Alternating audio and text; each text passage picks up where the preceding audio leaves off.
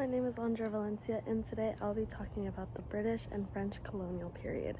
I'll start off by talking about colonial education in America, which only included reading, writing, and some simple arithmetic, also known as simple math. So the boys' schooling and the girls' schooling was completely different.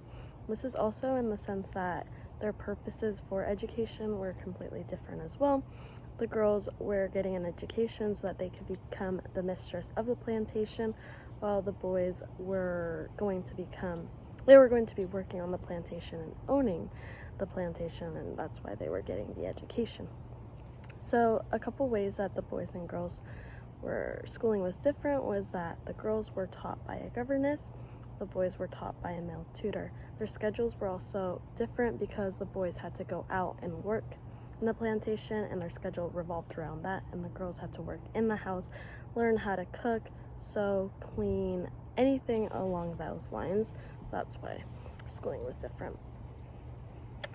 So I'll be talking about the New England Primer. So the New England Primer is a book that was used to teach both boys and girls. It was an 18th century American textbook. This textbook has a lot of additions because it was changed many times, and one of the major times it was changed was after the American Revolution.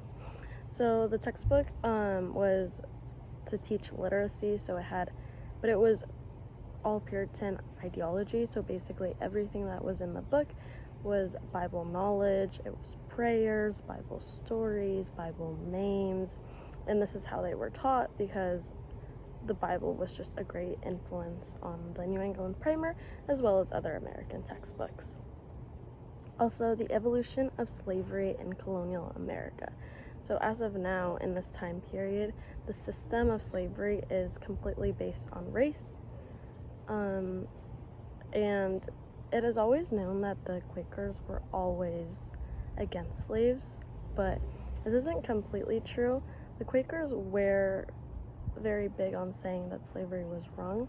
They didn't do much to fix it because they didn't think that they had enough funding for it, or they needed the slaves for something. So they were very good about talking about how slavery was bad, but they would still have their own slaves working for them.